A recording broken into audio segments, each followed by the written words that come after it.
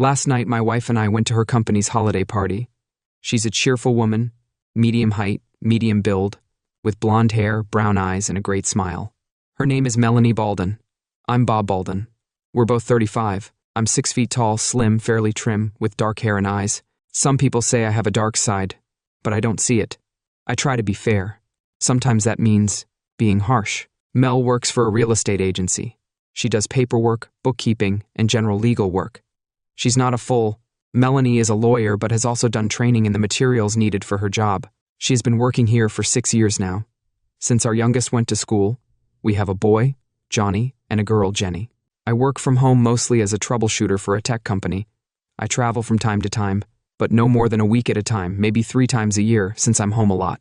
Childcare responsibilities. Mel works pretty consistently, 5 days a week, 8 to 5. There's not much late night work and no traveling when I go to work. Her parents fill in for me at home.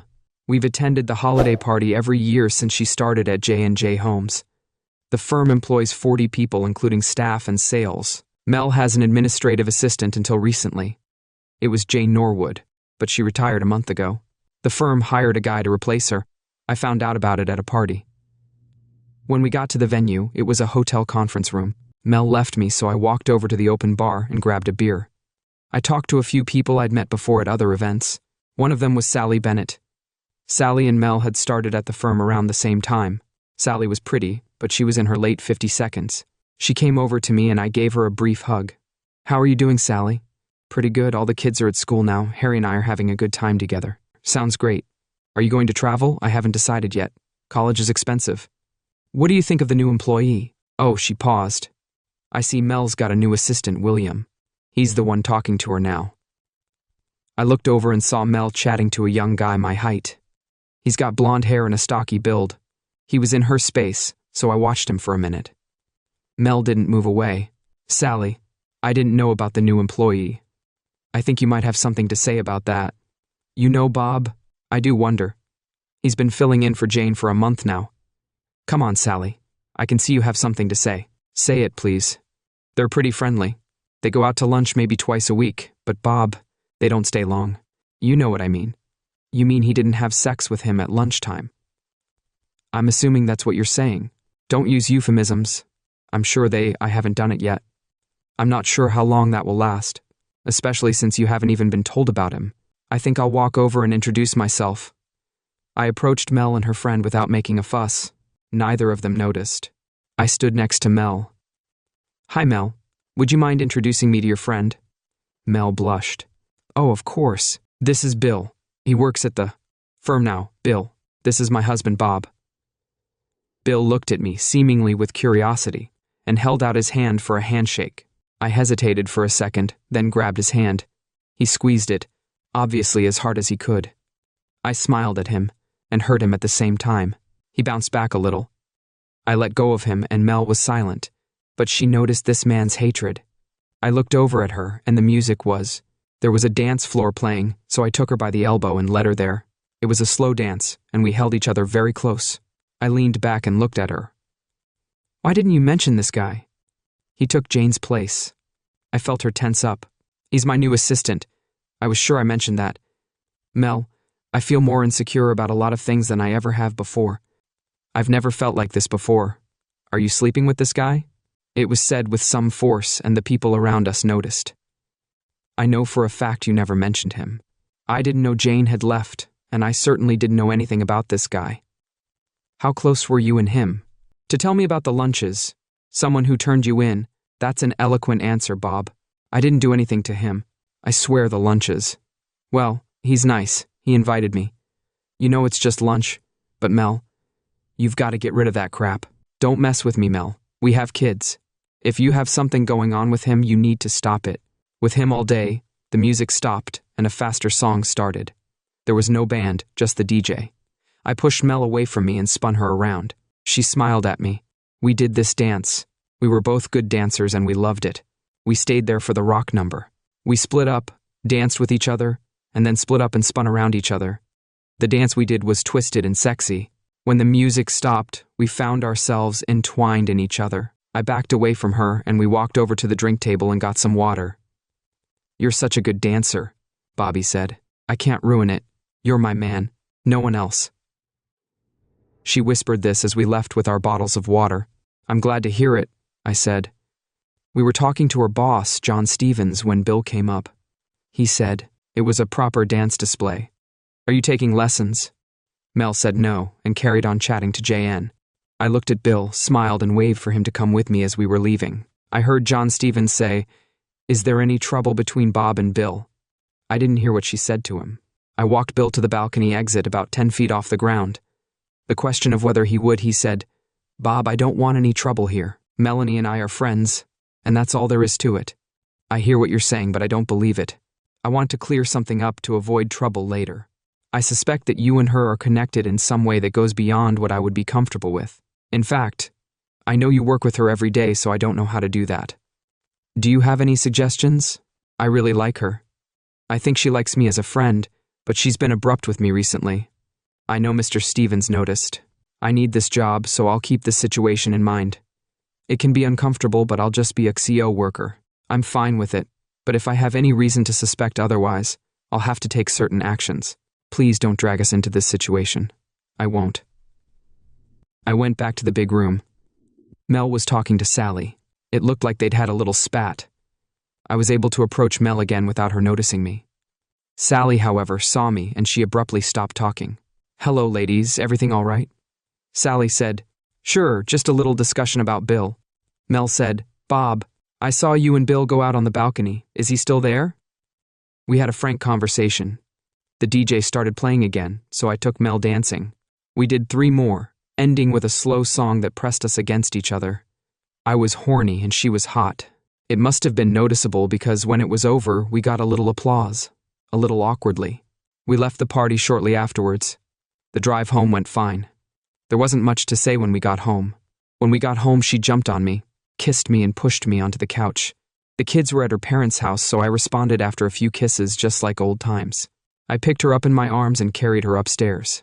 We made love. It was one of those times when I treated her just like a sex toy. She was so turned on by it that we both came pretty quickly. I think it's good to hear that, big boy. I guess I had to work for it, though. She smiled at me. So maybe I should call out your jealous side more often. That seemed to amuse me. Well, after that night, I was less worried about Bill. But not really. 2 weeks passed, and I stopped by Mel's office on my lunch hour. Sally saw me walk through the door and seemed worried. "Hey, Sally," I said. "Is Mel there? I'll get her. Don't worry, I'll surprise her." Sally was looking back at Mel's office door. I walked down the hall, opened her office door, and saw that she and Bill were sitting on her couch next to each other, close thigh to thigh. His arm was resting on the back of the couch, but not directly on Mel. Her hand was resting on his knee. I said in an even voice, "You two are uncomfortable."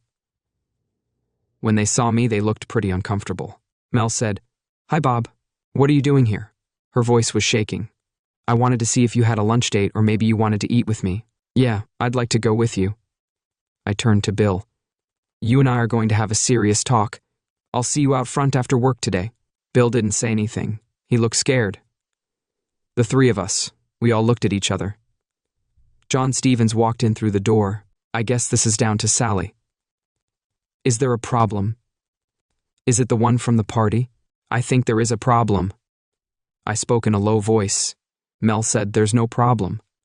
"Bob, there's nothing going on. You two certainly looked close until you saw me." I turned to John. "Did you notice how close they are?" "John." He looked around.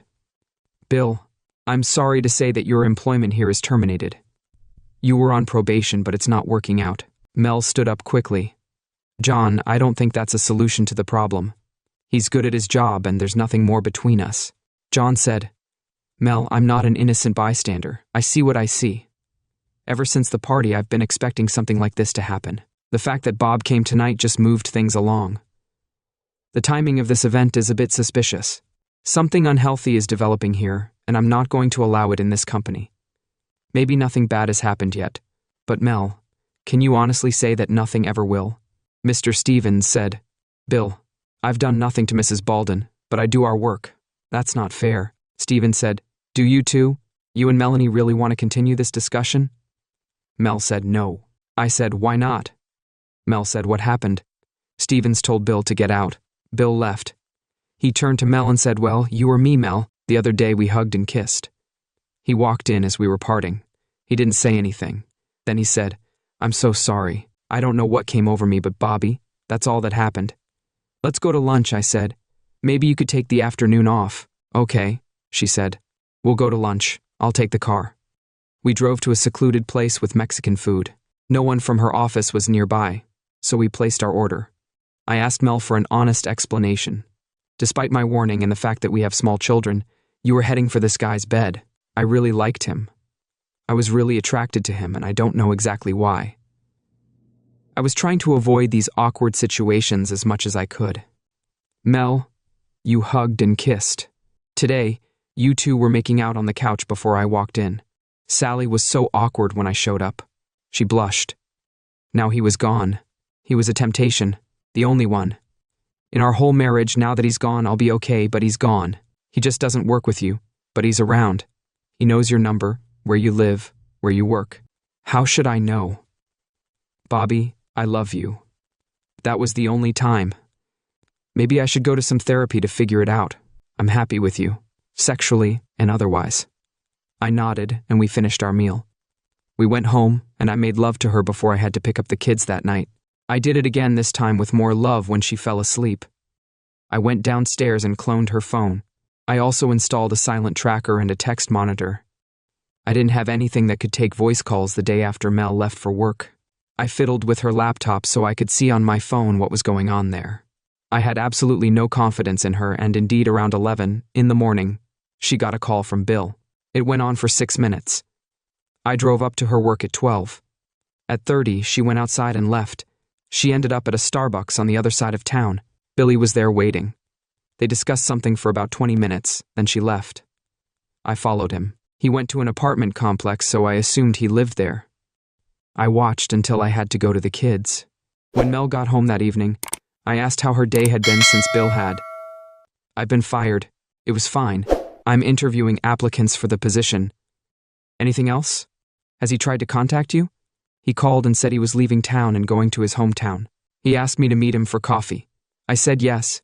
I said goodbye to him. I felt I owed it to him to meet him face to face." "Okay, when's he leaving?"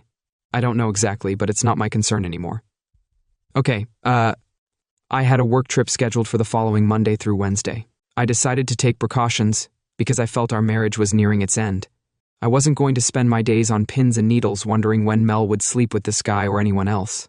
It would be so hard on the kids and on me if I didn't get custody. Besides, I loved her. She was a great wife and a wonderful mother. The rest of the week, they didn't contact each other. Mel and I had a great weekend with the kids and spent 3 nights in bed together.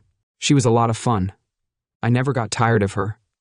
I had 2 guys I knew who kept an eye on things when I went on a trip. It was in Pittsburgh. It's about an hour's drive from here. I spoke to Mel about the trip. "Mel, I think it'd be unwise to contact you and little Billy. I don't think he's still there anyway. I have kids, so I know you don't trust me." "Well, you're right about that. For now, we can rebuild trust." Mel and Billy didn't contact each other at all during the trip. When I got back, I heard that Bill was still living in his apartment, but my boyfriend said he was just looking for a job. There were no phone calls between them either. There was one thing, though. Mel stopped at 11 on her way home from work on Monday. The guy said she came out with a soda and a bag. I got home on Wednesday. Mel met me at the door she gave me a big hug and kiss.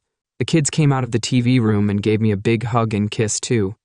I was happy. We ate dinner, put the kids to bed, and went upstairs.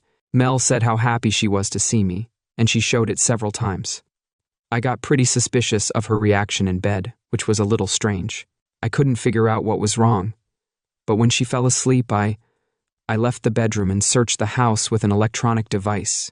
I found a disposable cell phone in a kitchen drawer, along with several plastic food containers. I pulled it out, activated it, and cloned it onto my device. I was pretty sure my marriage was over because why else would she have done it? It was 2 in the morning. I checked my phone and saw that there had been several calls to Bill's number. There were 2 messages back and forth. Mel texted Billy on Monday from her new burner phone. Billy called her right after that. Tuesday, there was a text and calls. The text suggested they meet Friday afternoon at Bill's apartment at 1:30. 000. Bill didn't show up for the show. I watched Mel drive up to his house.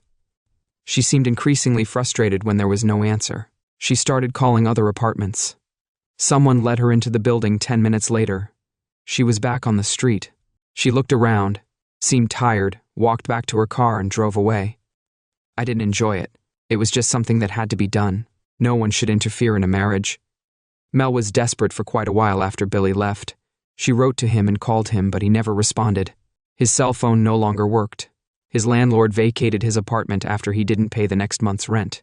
He hadn't paid the rent and never opened the door. It turned out that his parents, who lived on the West Coast, had reported him missing, but it was a low-priority case and the police here never seemed to bother with it. I had a contact at the police department who told me that his parents did contact his employer, and they were informed that he was fired shortly before he disappeared. His wallet, ID, and credit cards were never found, but one card was used several times in Phoenix, Arizona. It was then disabled for possible fraud. His bills were never paid, and his current account was closed. The cash was taken just days after he was laid off. The cash was never found. There was $11, there was $10,000 in change, and some that couldn't be ignored. It was a dead end. The case was closed. Mel kept the disposable cell phone. She still has it, but she stopped checking it. She did that a lot. Like she did when he wouldn't let her in that Friday night when he didn't show up. I asked her if she wanted to go out to dinner with me and the kids. She said she wasn't feeling well. I made her some soup. She hadn't been feeling well all weekend, so I took the kids out for pizza. I slept with her but left her alone. She didn't sleep well. Mel went to work the next week. She checked the disposable phone every night but nothing. She was frustrated. The following Friday, after work and after the kids had gone to bed, I asked her what was wrong. She just looked at me for an unpleasantly long time. I looked away for a moment and thought about what she was going to say. I was a little upset about what had happened with Bill. I liked him, and I hope he's okay. I'm sorry, Mel, but maybe it saved our family. You had some problems with him. Why, Bob? My problems. She started crying, not with big sobs, just tears flowing softly down her face. I said, "Oh, baby, he wasn't too worried about this. He wasn't too worried about you either. He just wanted to get in your pants. He's a good guy. I made some mistakes getting close to him. I'm sorry. It just kind of crept up on me. I felt like I needed to deal with him. If you had given me space, we'd be divorced by now. Is that what you want? I'm sure you could find him and join him. That could be arranged. Oh, that was never what I wanted. I had some kind of connection with him, like a little magic in my life. It was never a threat to you. Well, not exactly. You were going to make love to him, which would have ended us. I wouldn't have stood for it. It wasn't about making love. You give me great sex. I can't imagine better, but he's just so sweet. Did he insist on having sex with you? I bet he did. Was he lonely? He suggested that we could have a little fun and no one would find out, but after the dance he backed out. It was after the dance when I found you with him and after the dance when you kissed him. He didn't back off and you didn't either. How did that happen? Could you do that to your family? I didn't cheat. I didn't do it, did I? You would have if he hadn't fired me. Where is he? Bob, you didn't do anything. Please, Bob. I have no idea where he is right now. Did you see him after the cafe? No, that didn't happen. All right then, we need to get on with our lives. Bill's a dead issue for me now. I hope so. You can let it go too and come back, be a mum and a wife. We got back to normal gradually. Sometimes I caught her looking at me strangely. 2 years later, Mel had just given birth to our third child, a baby girl named Chloe. She was breastfeeding one day after dinner when the doorbell rang.